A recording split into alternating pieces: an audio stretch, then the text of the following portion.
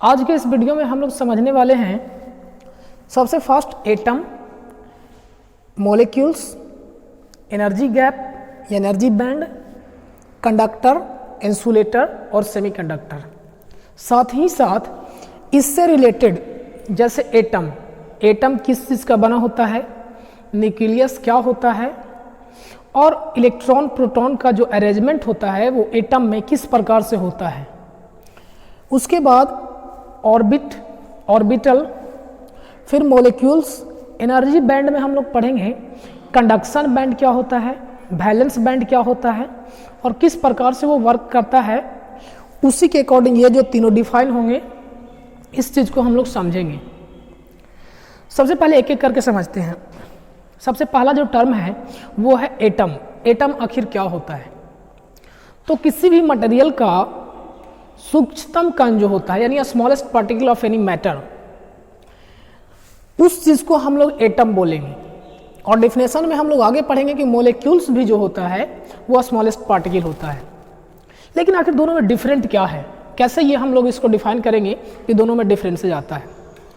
तो देखिए, एटम जो बोला जाता है वो केमिकल रिएक्शन में भाग लेता है, बट मॉलिक्यूल्स केमिकल रिएक्शन में भाग नहीं लेता है। अब क्यों भाग नहीं लेता है और क्यों वो लेता है, इस चीज को भी हम लोग डेफिनेशन में ही इंक्लूड करेंगे। कहने का मतलब ये हुआ कि एटम जो है केमिकल रिएक्शन में भाग लेता है क्योंकि वो इंडिपेंडेंट स्टेट में नहीं रहता है, यानी वो स्वतंत्र अवस्था में नहीं रहता है। वो कहने का मतलब कि वो जिसको बोलते हैं ना, उछलते रहता है, यानी स्टेबल सिचुएशन में नहीं रहता है। और स्टेबल सिचुएशन होने के लिए ही वो क्या करता है, केमिकल रिएक्शन में भाग लेता है। हम लोग इसको एग्जांपल से समझते हैं। डेफिनेशन समझने से पहले हम जरा समझते हैं कि आखिर ये एटम बना किस चीज का होता है। देखिए, ये मानते हैं कि क्या है, एक एटम है। हम लोग जानते हैं कि एटम जो बना होता है वो तीन चीजों का बना होता है, इलेक्ट्रॉन का, प्रोटॉन का और न्यूट्रॉन का। इलेक्ट्रॉन, प्रोटॉन और न्यूट्रॉन का। अब इसका अरेंजमेंट कैसे होता है? एटम के जो सेंटर में होते हैं, एटम के जो सेंटर में होता है, सेंटर में पाया जाता है न्यूक्लियस। हिंदी में इसको बोलते हैं केंद्रक।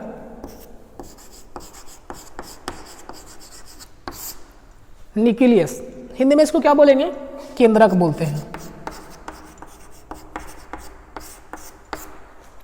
अब न्यूक्लियस में आखिर क्या है, न्यूक्लियस किसको बोलेंगे?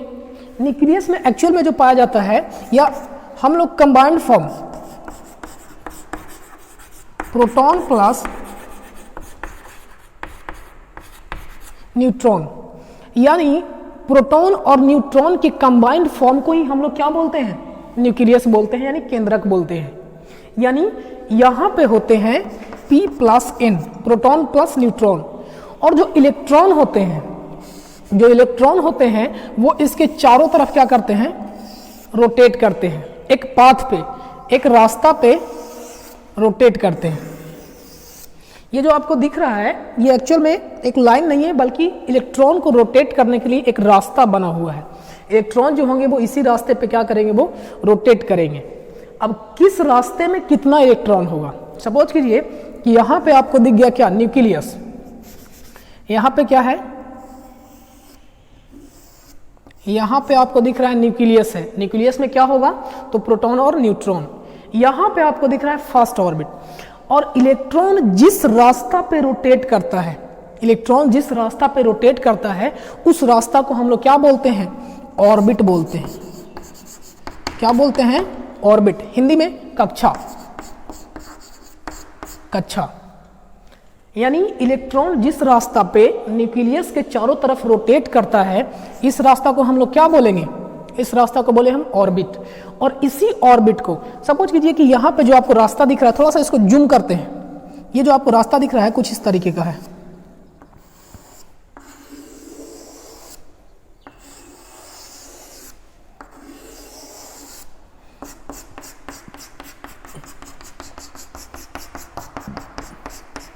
ये जो रास्ता दिख रहा है कुछ इस तरीके का है। अब इसी रास्ता को और भी डिफरेंट रास्तों में डिवाइड किया जाता है। जो आप देख रहे हैं ऑर्बिट को, यानी ऑर्बिट को और भी डिफरेंट डिफरेंट पार्ट में रोटेट डिवाइड किया जाता है, तब इसको हम लोग बोलते हैं सब ऑर्बिट। क्या बोलते हैं? सब ऑर्बिट, या इसी को बोलते हैं हम लोग ऑर्बिटल। क्या बोलते हैं? ऑर्बिटल, यानी उपकक्षा। उसका हिंदी क्या होता है? उपकक्षा। अब किसी भी ऑर्बिट में, हम सब ऑर्बिट को अभी हटा रहे हैं, सिर्फ ऑर्बिट पे बात कर रहे हैं। इस ऑर्बिट में, यानी फर्स्ट ऑर्बिट में, सेकंड ऑर्बिट में या थर्ड ऑर्बिट में कितने नंबर ऑफ इलेक्ट्रॉन होंगे, इसका जो फॉर्मूला होता है, number of electron in any orbit, orbit का जो वैल्यू होगा 2n², यानी हमको जिस भी ऑर्बिट में नंबर ऑफ इलेक्ट्रॉन कैलकुलेट करना होगा उस चीज़ का हम लोग वैल्यू रख देंगे। सपोज कीजिए कि हमको फर्स्ट ऑर्बिट में नंबर ऑफ इलेक्ट्रॉन निकालने हैं, यानी n का वैल्यू कितना रखेंगे हम लोग? 1। हम लोग रख करके यहाँ पे चेक करते हैं 2 इंटू n का वैल्यू कितना फर्स्ट ऑर्बिट में कैलकुलेट करना है, तो हम लोग यहाँ पे क्या रखेंगे? 1। 1 क्या क्या हो जाएगा? स्क्वायर, यानी कितना हो जाएंगे? 2 इंटू 1 इज इक्वल टू 2, यानी फर्स्ट ऑर्बिट में जो इलेक्ट्रॉन की संख्या होगा वो कितना होगा? 2 होगा। सेकंड ऑर्बिट की अगर हम लोग बात करें, 2 इंटू 2 का स्क्वायर, यानी 2 इंटू 4 इज इक्वल टू 8। उसी तरीके से अगर हमको थर्ड ऑर्बिट में कैलकुलेट करना हो तो ये था सेकंड, ये था फर्स्ट, और उसके बाद थर्ड में अगर कैलकुलेट करना हो तो कितने नंबर ऑफ इलेक्ट्रॉन हो जाएंगे? 2 इंटू 3 का स्क्वायर, यानी 18 इलेक्ट्रॉन हो जाएंगे। कौन से? थर्ड ऑर्बिट में। इस तरीके से पहला रास्ता आपको ये दिख रहा है 1 2, अगर और एक हम रास्ता बनाते तो इसमें कितने इलेक्ट्रॉन होते? 18 इलेक्ट्रॉन होते। आप लोग इलेक्ट्रॉनिक कॉन्फ़िगरेशन पढ़े होंगे, हिंदी में इलेक्ट्रॉनिक विन्यास आप लोग पढ़े होंगे। जरा उसमें आप लोग इलेक्ट्रॉनिक कॉन्फ़िगरेशन को कैसे अरेंज करते थे? 1s2, 2s2, 2p6, 3s2, 3p6, इसी तरीके से हम लोग क्या करते थे? अरेंजमेंट करते थे। जरा देखिए, ये जो आपको वैल्यू 1, यानी जो डिजिट में आपको लिखा हुआ दिख रहा है 1, ये वाला वैल्यू दिखाता था, ऑर्बिट को रिप्रेजेंट करता था। जो आपको 1 लिखा हुआ है, यानी अंक में जो 1 2 2 3 3, ये जो आपको दिख रहा है ये रिप्रेजेंट करता था ऑर्बिट को। और जो SPDF आपको लिखा हुआ दिख रहा है, SSPSD, ये उस ऑर्बिट में, यानी दो में ऑर्बिट 2 में कितने सब ऑर्बिट होंगे? एक S होगा और एक P होगा। तो जो S और P आपको दिखा रहा है वो दिखा रहा है सब ऑर्बिट को दिखा रहा है, और 2 क्या दिखा रहा है? ऑर्बिट को दिखा रहा है। तो देखिए, तो यहाँ पे कितने ऑर्बिट अभी आपको दिख रहे हैं? एक ये हो जाएगा, एक ये ऑर्बिट हो जाएगा, और एक 3 वाला हो जाएगा। सब ऑर्बिट कौन कौन से हो जाएंगे? तो S, यानी फर्स्ट ऑर्बिट में नंबर ऑफ सब ऑर्बिट या ऑर्बिटल कितने होंगे? ओनली S होगा। लेकिन सेकंड वाले में, यानी सेकंड ऑर्बिट में कितने नंबर ऑफ सब ऑर्बिट होंगे? तो एक S होगा और एक P होगा। जैसा कि हमने देखा कि सेकंड ऑर्बिट में नंबर ऑफ इलेक्ट्रॉन कितने हैं? 8 इलेक्ट्रॉन, और इस 8 इलेक्ट्रॉन का जो डिस्ट्रीब्यूशन होगा वो किस तरीके से होगा? तो एक S बनेगा, एक S सब ऑर्बिट, उसमें कितने इलेक्ट्रॉन होंगे? 2, और दूसरा सब ऑर्बिट होगा P, इसमें कितने इलेक्ट्रॉन होंगे? 6। तो जरा बताइए कि दोनों को मिलाकर के 8 इलेक्ट्रॉन हो गए कि नहीं? यानी सेकंड ऑर्बिट में नंबर ऑफ इलेक्ट्रॉन जो होंगे वो कितने होंगे? 8 इलेक्ट्रॉन होंगे। इसी तरीके से थर्ड में 3s2, 3p6, और इसको हम लोग अगर 3d10 कर देते तो ये आपको दिख रहा है 3, ये 3 क्या दिखा रहा है? ऑर्बिट को दिखा रहा है। लेकिन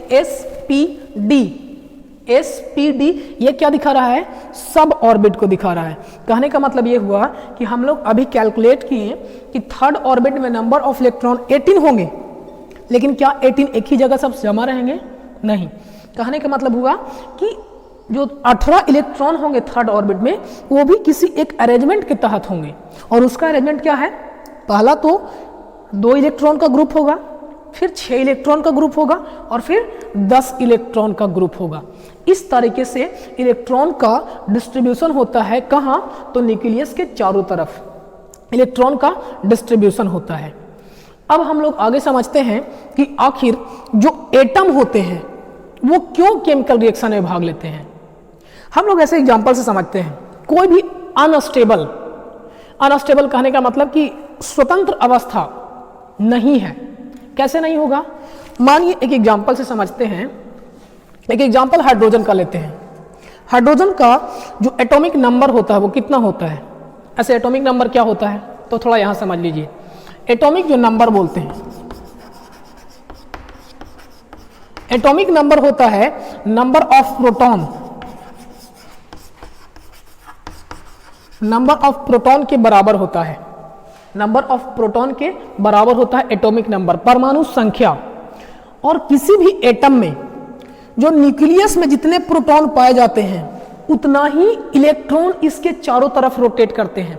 अगर हम एटम की बात करें कि एक एटम है जिसके पास 10 इलेक्ट्रॉन है, तो हम इससे अंदाजा लगा सकते हैं कि इसके न्यूक्लियस में जो नंबर ऑफ प्रोटॉन होंगे वो भी कितने होंगे? 10 ही होंगे। हाँ, ये भले ही हो सकता है कि एक इलेक्ट्रॉन कहीं इसके पास से चला गया होगा या कोई और एक इलेक्ट्रॉन ला करके इसको दे दिया होगा, ये अलग सिचुएशन है। लेकिन जनरली जो होता है वो एटम के पास number of proton number of electron के क्या होते हैं? बराबर होते हैं। और इलेक्ट्रॉन पे नेगेटिव चार्ज होता है और प्रोटॉन पे पॉजिटिव चार्ज होता है। इसीलिए एटम जो होते हैं, एटम जनरली न्यूट्रल स्टेट में होते हैं। कौन से स्टेट में होते हैं? न्यूट्रल स्टेट में। क्यों होते हैं? क्योंकि इस पे नेगेटिव चार्ज जितने होंगे उतना ही पॉजिटिव चार्ज होंगे। क्यों? क्योंकि न्यूट्रॉन के पास तो कोई चार्ज ही नहीं होता है। चार्ज किसके पास होता है? या तो प्रोटॉन के पास होगा और या न्यूट्रॉन के पास होगा, और दोनों के पास चार्ज का वैल्यू इक्वल होता है। एक के पास नेगेटिव और एक के पास पॉजिटिव, वो दोनों क्या कर देंगे? कैंसिल कर देंगे। इससे यहाँ पे जो एटम होते हैं वो क्या होते हैं? न्यूट्रल होते हैं। लेकिन हो सकता है कि कोई एक इलेक्ट्रॉन यहाँ से क्या कर ले? इससे चुरा ले।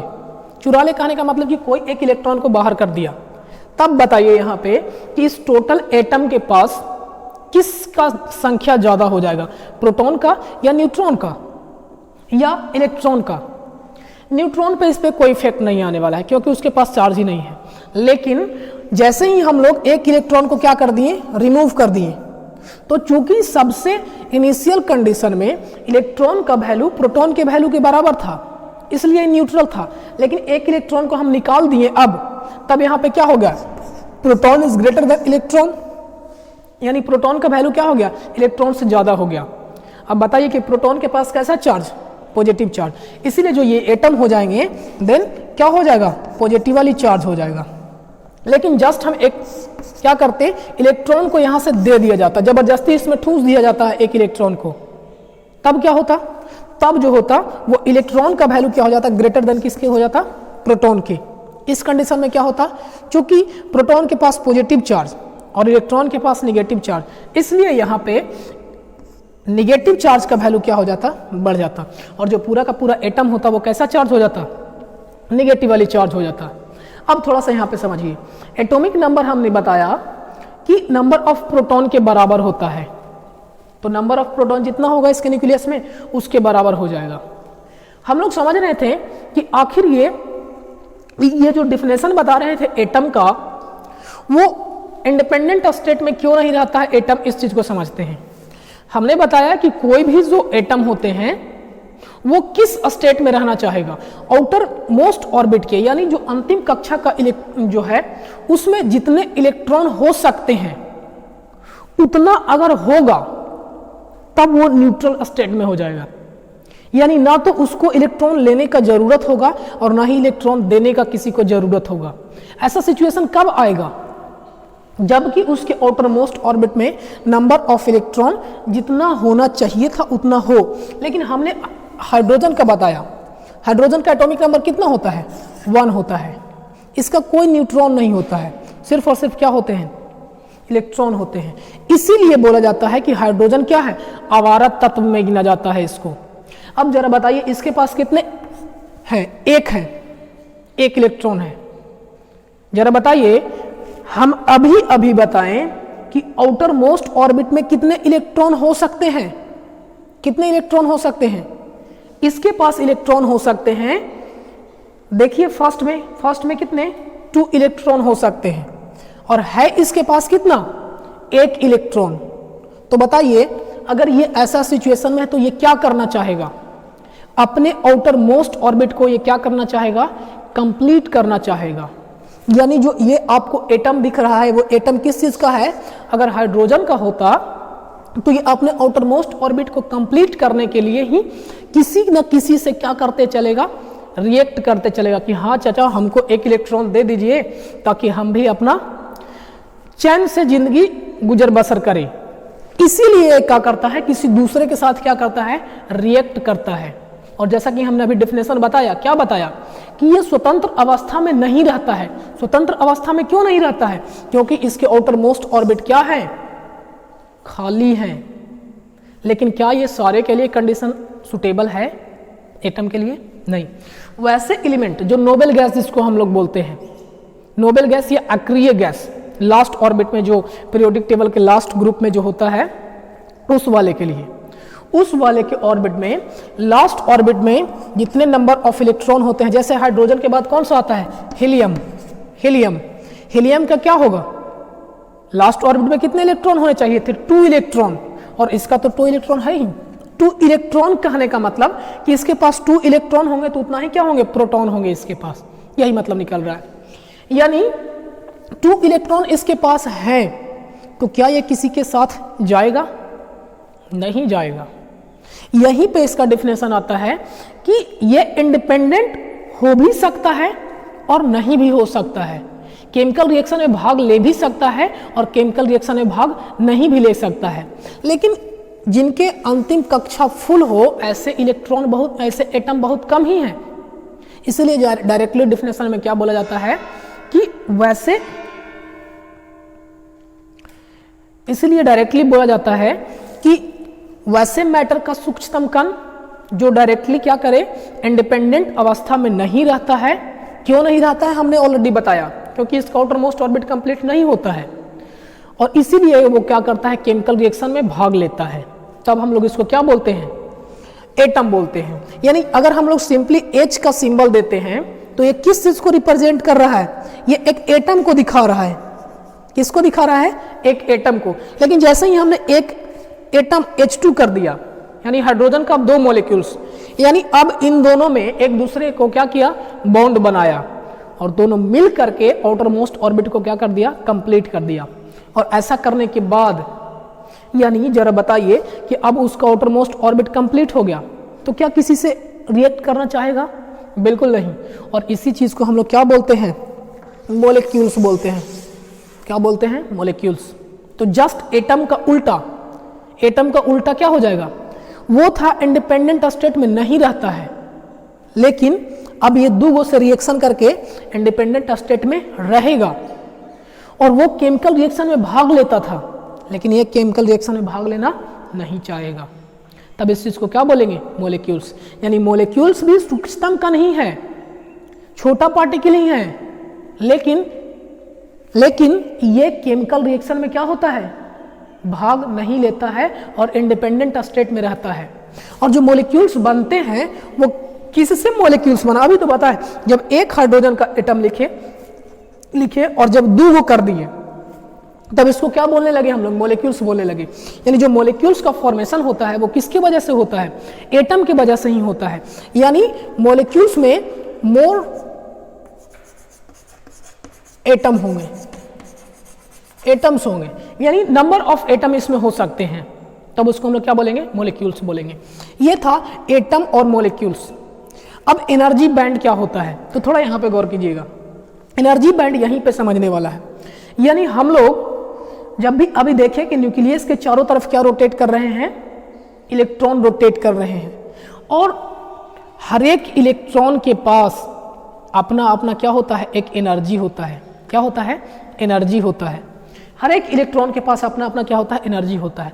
और ये जो एनर्जी जैसे जैसे इस जगह से हम लोग दूर जाते हैं, उसके पास जो एनर्जी, उसके पास का जो वैल्यू होता है एनर्जी का, वो क्या होता है, बढ़ते जाता है। यानी यहाँ से अगर हम लोग यहाँ पे जाएंगे तो इस वाले इलेक्ट्रॉन के पास ज़्यादा कैपेसिटी होगा, यहाँ पे जाएंगे तो इस वाले इलेक्ट्रॉन के पास क्या होगा, ज़्यादा कैपेसिटी होगा। बात समझ में आ रहा है। यानी हर एक इलेक्ट्रॉन जो इसके चारों तरफ घूम रहे हैं उसका अपना क्या होता है, एक एनर्जी लेवल होता है, एक क्या होता है, एनर्जी होता है। अब उसी चीज़ को डिवाइड करना है, तो हम जरा इसको मिटाते हैं और फिर से हम ये बताने का कोशिश करते हैं कि कैसे आखिर एनर्जी लेवल बनता है और सिंगल एटम के वो लेवल कैसे होता है और पूरा का पूरा सॉलिड के लिए जो एनर्जी बैंड होता है वो कैसे होता है। ये था एटम, ये न्यूक्लियस है और उसके चारों तरफ क्या रोटेट कर रहे हैं, इलेक्ट्रॉन रोटेट कर रहे हैं। क्या कर रहे हैं, इलेक्ट्रॉन उसके चारों तरफ रोटेट कर रहे हैं। अब हमने अभी अभी बताया कि हर एक इलेक्ट्रॉन के पास अपना अपना क्या होता है, एक एनर्जी होता है। उसी एनर्जी को कैसे डिस्ट्रीब्यूट किया जाता है, हमने अभी लिखा था 1s2 2s2 2p6 3s2 3p6। तो जैसे जैसे हम लोग आगे बढ़ रहे हैं इलेक्ट्रॉन का, उसी को ये क्या किया हुआ है, अरेंज किया हुआ है। ये इलेक्ट्रॉनिक कॉन्फ़िगरेशन, इलेक्ट्रॉन का जो डिस्ट्रीब्यूशन होता है, अरेंजमेंट होता है, उसी चीज़ को इसके द्वारा क्या किया जाता है, दिखाया जाता है। तो देखिए हम उसमें जो एनर्जी अवेलेबल है उस चीज़ को हम दिखाने का कोशिश करते हैं। देखिए हमने ये बनाया एनर्जी, यानी जो फर्स्ट ऑर्बिट है, ये फर्स्ट हुआ, सेकेंड, थर्ड में डिफरेंट होंगे, इस चीज को हम दिखाते हैं। सबसे अभी हम सिर्फ और सिर्फ एक एटम की बात कर रहे हैं, एटम ओनली वन, यानी हम सिर्फ और सिर्फ एक एटम की बात कर रहे हैं, एक एटम की बात सिर्फ कर रहे हैं। तो एक एटम के लिए जो एस होगा, कौन सा, एस, और एस में बताइए कितने इलेक्ट्रॉन होते हैं, नंबर ऑफ इलेक्ट्रॉन कितने होते हैं, 2 इलेक्ट्रॉन होते हैं। तो इन दोनों का हम एक घर बनाते हैं, यानी ये वाला जो आपको दिखा रहा है एनर्जी को रिप्रेजेंट कर रहा है। यानी फर्स्ट घर वाले के पास अपना कुछ एनर्जी होगा, अपना कुछ एनर्जी है, अपना कुछ एनर्जी है। इलेक्ट्रॉन का डिस्ट्रीब्यूशन इस तरीके से, यानी इसके 2 इलेक्ट्रॉन का क्या होगा, एनर्जी होगा। थोड़ा सा और जाते हैं 2s के पास, यानी यहां पे भी कितने इलेक्ट्रॉन होंगे, 2 इलेक्ट्रॉन, यानी 2 एनर्जी, 2 के पास एनर्जी यहां पे होगा, 2 इलेक्ट्रॉन के पास। अब जरा p के पास जाते हैं, p के पास कितने होंगे, 6 इलेक्ट्रॉन, 6 के पास क्या होगा, अपना एक एनर्जी होगा, एनर्जी होगा। और जो एनर्जी है वो किसके, यानी जो चारों तरफ रोटेट कर रहा है उसका है। फिर यहां से आएगा 3 के लिए, ये किसके लिए है, 1s के लिए, ये 2s के लिए, 2p के लिए, 3s के लिए, 3s के लिए क्या होगा, ये इस तरीके से 2 इलेक्ट्रॉन। हमने अभी किसका बताया, सिर्फ और सिर्फ, हमने सिर्फ और सिर्फ ये एक एटम की बात कर रहे हैं, एक एटम के लिए। लेकिन ये जो अरेंजमेंट आपको दिख रहा है, ये एक सॉलिड के लिए ऐसा नहीं होता है, सॉलिड के लिए ऐसा नहीं होता है। क्यों नहीं होता, उस चीज को जरा समझिए। अभी हम एक एटम की बात किए, तो क्या इस पे किसी और मैटर का फोर्स लग रहा है जब एक एटम की बात कर रहे हैं, क्या किसी और के द्वारा इस पे फोर्स लगाया जा रहा है? ये जो रोटेट कर रहा है वो रोटेट किसकी वजह से कर रहा है, न्यूक्लियस के द्वारा जो इस पे फोर्स लगाया जा रहा है उसकी वजह से ये रोटेट कर रहा है। लेकिन एक एटम जब है तब क्या किसी दूसरे न्यूक्लियस ने इसको कोई डिस्टर्बेंस किया है, नहीं किया है। लेकिन जैसे ही हम सॉलिड की बात करते हैं, जैसे ही हम सॉलिड की बात करते हैं तो सॉलिड में ढेर सारे एटम होते हैं, ढेर सारे एटम होते हैं। यानी यहाँ पे एक एटम है तो इधर भी एटम होगा, इधर भी एटम होगा, इधर भी एटम होगा, इधर भी एटम होगा, इधर, यानी एटम के आगे एटम, पीछे एटम, ऊपर एटम, नीचे एटम, आगे एटम, पीछे, बगल में, इधर, यानी चारों तरफ उसके क्या होंगे, एटम होंगे। और वो सारे क्या करेंगे, एक दूसरे पे क्या करेंगे, इफेक्ट डालेंगे। क्या करेंगे, इफेक्ट डालेंगे। तब जो उसका अरेंजमेंट होता है वो कुछ इस तरीके से होता है। देखिए जरा, फर्स्ट ऑर्बिट वाले में हम ढेर सारे एटम की बात करते हैं, पहले 2 एटम की बात करते हैं, 2 एटम की। तो जो एटम होता है फर्स्ट ऑर्बिट का जो एटम होगा, अब हमने किसका बात किया, 2 एटम का बात किया है, 2 एटम का। तो फर्स्ट इस वाले एटम का जो होगा फर्स्ट ऑर्बिट में 1 इलेक्ट्रॉन और 2 इलेक्ट्रॉन, और यहीं पे समझिएगा, यहीं पे क्या होंगे, दूसरा इलेक्ट्रॉन का होगा, 1 इलेक्ट्रॉन और 1 इलेक्ट्रॉन, बात समझ में आ रहा है? यानी 2 इलेक्ट्रॉन हो गया। ये अभी किसका हुआ है? फास्ट एस वाले का हुआ है, फास्ट एस वाले का हुआ है, और ये दोनों एटम के लिए। दूसरा हम जब 2s का बनाएंगे तो एक एटम इसका के लिए 2 इलेक्ट्रॉन, और फिर ये वाला के लिए सेकेंड एटम के लिए। तो देखिए 2 का वैल्यू मिल गया, एनर्जी का 2 वैल्यू मिल गया, एनर्जी का क्या मिल गया? 2 वैल्यू मिल गया। अब हम लोग 2s के बाद 2p करेंगे, तो 2p के लिए भी कितने होंगे? ये 2 वैल्यू होंगे। 2p के लिए 6 इलेक्ट्रॉन,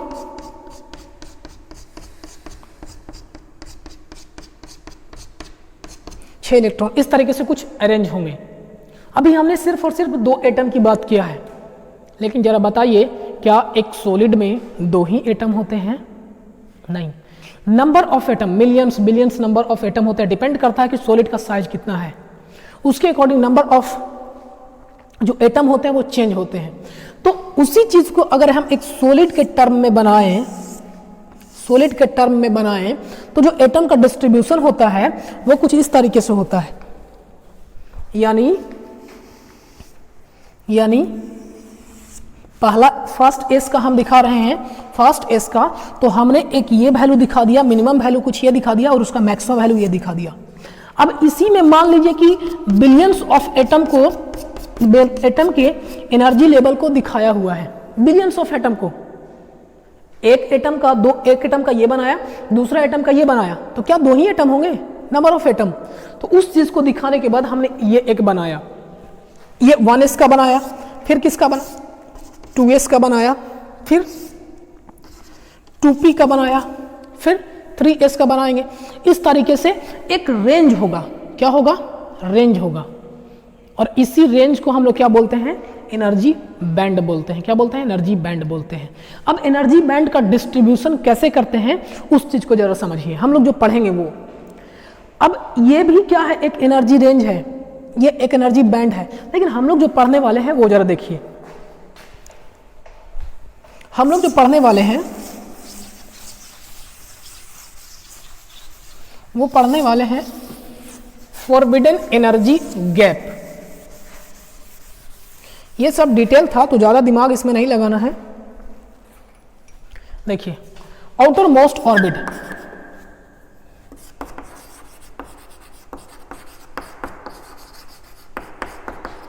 आउटर मोस्ट ऑर्बिट के इलेक्ट्रॉन को हम लोग 2 भाग में बांटते हैं। कितने भाग में? 2 भाग में। कितने भाग में हम लोग बांटते हैं? 2 भाग में इसको बांटते हैं। अभी जरा इसका फिगर से समझिए।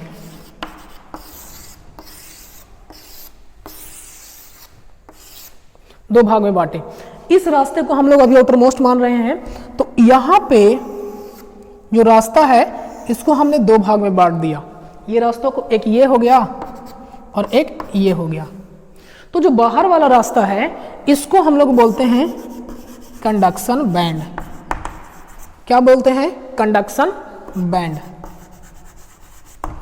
और जो इनर यानी इनर साइड में है उसको बोलते हैं वैलेंस बैंड। क्या बोलते हैं? Valence band.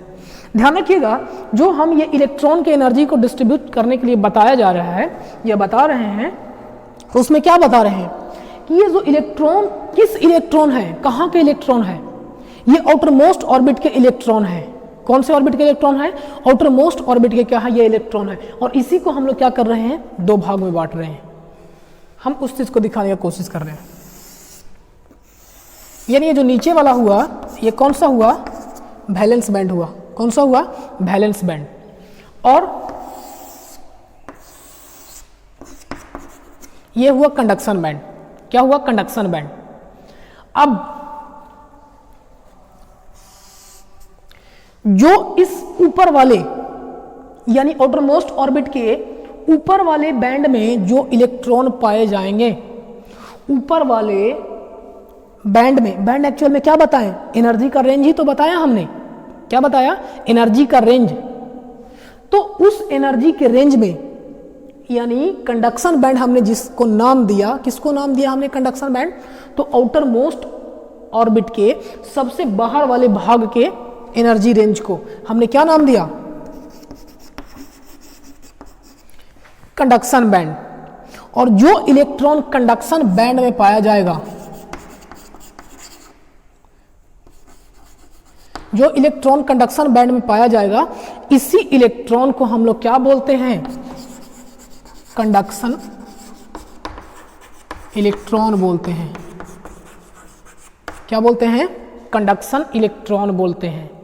और इलेक्ट्रिक करंट फ्लो होने के लिए, इलेक्ट्रिक करंट को फ्लो होने के लिए यही वाला इलेक्ट्रॉन क्या होता है? रिस्पॉन्सिबल होता है। यानी वैसा मैटर जिसके कंडक्शन बैंड में कुछ न कुछ इलेक्ट्रॉन पाए जाएंगे तो उसके द्वारा करंट का कंडक्शन होगा, अदरवाइज नहीं होगा। उसके बाद आता है वैलेंस इलेक्ट्रॉन। तो वैलेंस इलेक्ट्रॉन जरा देखिए, इनर साइड वाले को हम लोग वैलेंस इलेक्ट्रॉन बोले हैं, वैलेंस इलेक्ट्रॉन बोले हैं। तो ये वाला में जो इलेक्ट्रॉन पाया जाएगा उसको क्या बोलेंगे? वैलेंस इलेक्ट्रॉन बोलेंगे। लेकिन यहां पर जो इलेक्ट्रॉन पाया जाता है, ये वाला इलेक्ट्रॉन इलेक्ट्रिक करंट फ्लो के लिए रिस्पॉन्सिबल नहीं होते हैं। इलेक्ट्रिक करंट के फ्लो के लिए ये वाला जो बैंड है वो रिस्पॉन्सिबल नहीं होता है। अब जरा ध्यान से समझिए, हमको क्या करना है? अगर हम यहां वाले इलेक्ट्रॉन को कहां पहुंचा दें? कंडक्शन बैंड में, तब क्या होगा? बिल्कुल होगा। जरा समझिए, यहाँ पे कुछ बैंड है, यानी यहाँ पे कुछ इलेक्ट्रॉन है। अगर इस इलेक्ट्रॉन को हम कंडक्शन बैंड में पहुँचा दें तो क्या होगा? कंडक्शन स्टार्ट हो जाएगा। लेकिन कैसे पहुँचाएंगे? खींच करके पहुँचाएंगे? नहीं। देखिए, हमने बताया था जैसे जैसे यहाँ से दूर बढ़ता है उस तरीके से एनर्जी का वैल्यू क्या होता है? बढ़ता है। या दूसरे शब्दों में बोले कि अगर दूरी हम बढ़ा हुआ है, दूरी अगर ज़्यादा है तो उसका मतलब क्या? कि उसके पास एनर्जी ज़्यादा है। या हम बोल सकते हैं कि एनर्जी ज़्यादा है, इसका मतलब क्या? कि वो दूर है। तो जरा बताइए, तो यहाँ पे ये था, नज़दीक था, कुछ हम लोग इसको क्या दे देते? एनर्जी दे देते, यानी एनर्जी ज़्यादा हो जाता तो वो कहाँ चला जाता? कंडक्शन बैंड में, और फिर से कंडक्शन स्टार्ट हो जाता। यहाँ पे देखिए, यानी इन दोनों के बीच का जो गैप है, इन दोनों के बीच का जो गैप है, इसको बोलते हैं फॉरबिडन एनर्जी गैप। फॉरबिडन क्यों बोलते हैं? क्योंकि इसमें कोई इलेक्ट्रॉन नहीं रह सकता है, या कोई इलेक्ट्रॉन पाया नहीं जाता है। या तो वो इस वाले में होगा कंडक्शन बैंड में, या वो कौन सा बैंड में होगा? सॉरी, या तो ये वैलेंस बैंड में होगा या वो कंडक्शन बैंड में होगा। इस एनर्जी गैप में वो नहीं पाया जाएगा, कोई भी इलेक्ट्रॉन नहीं पाया जाएगा। इसलिए इसको कौन सा बैंड बोला जाता है? फॉरबिडन एनर्जी गैप बोला जाता है। और इसी के अकॉर्डिंग क्या होते हैं? कंडक्टर, इंसुलेटर और सेमीकंडक्टर क्या होते हैं? डिफाइन होते हैं। चलिए देखिए, यहाँ पे थोड़ा सा और इसके बारे में समझते हैं। कंडक्शन बैंड जो होता है वो completely may be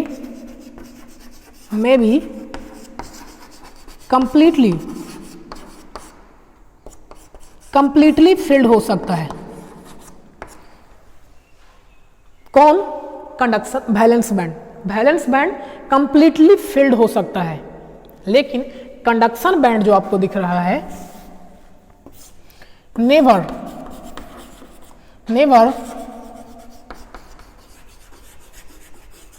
never completely filled.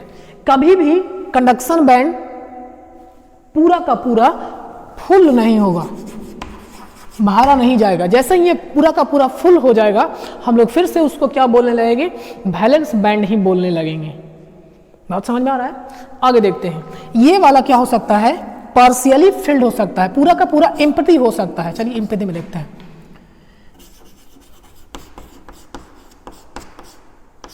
Completely empty, पूरा का पूरा खाली हो सकता है। कौन वाला? Conduction band. लेकिन ये वाला नेवर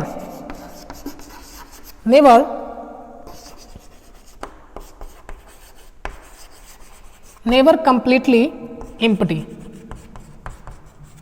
यानी कभी भी ये वाला बैंड पूरी तरीके से खाली नहीं होगा। फिर से एक बार, यानी ये वाला पूरी तरीके से क्या रह सकता है? खाली रह सकता है, लेकिन ये वाला पूरी तरीके से खाली नहीं रह सकता है।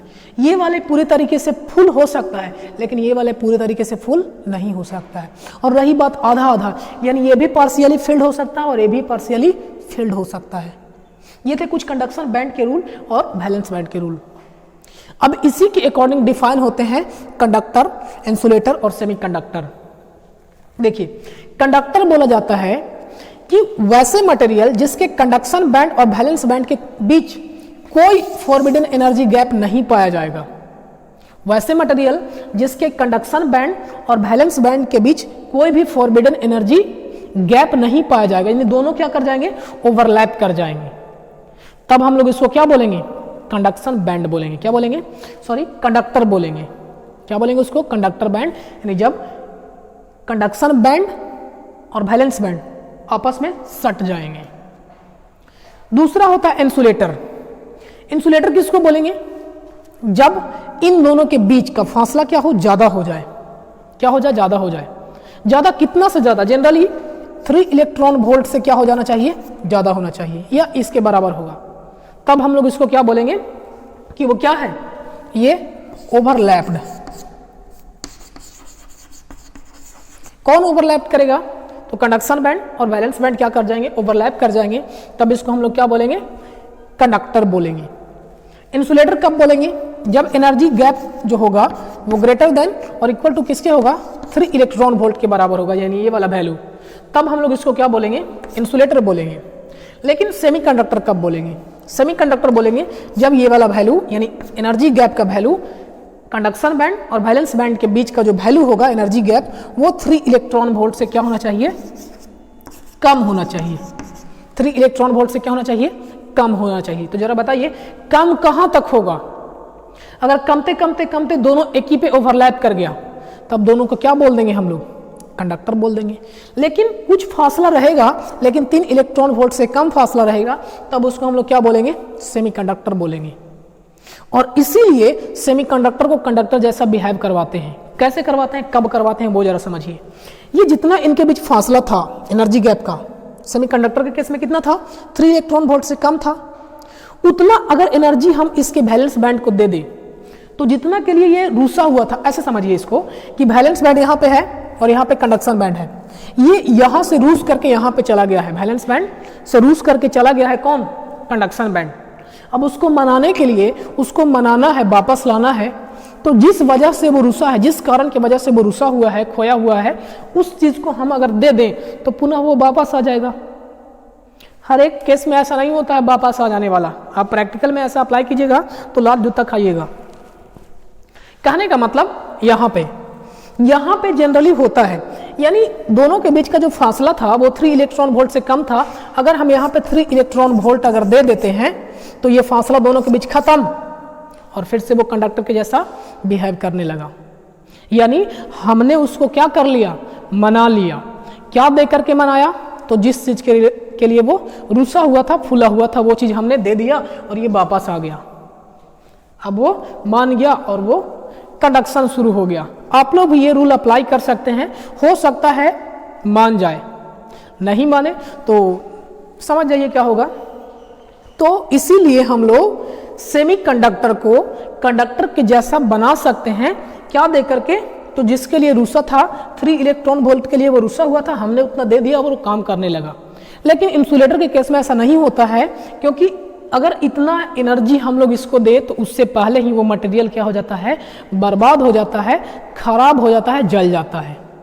इसीलिए इंसुलेटर को हम लोग नहीं यूज कर पाते हैं। हाँ, एक अलग कंडीशन है कि हम लोग इंसुलेटर को सुपर कंडक्टर के जैसा बिहेव करवाते हैं, वो अलग टर्म हुआ, लेकिन यहाँ पे उसका कोई काम नहीं है।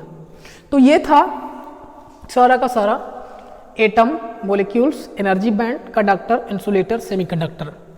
एक एक करके हमने सारा का सारा को डिस्कस किया। इससे रिलेटेड और भी जो टर्म थे, जैसे orbit, orbital, electron, proton, nucleus और क्या थे, जो भी था हमने डिस्कस किया। आगे हम अगले दिन इसके बाद वाला जो टॉपिक है उसको क्लियर करेंगे। तब तक के लिए देखते रहिए। धन्यवाद।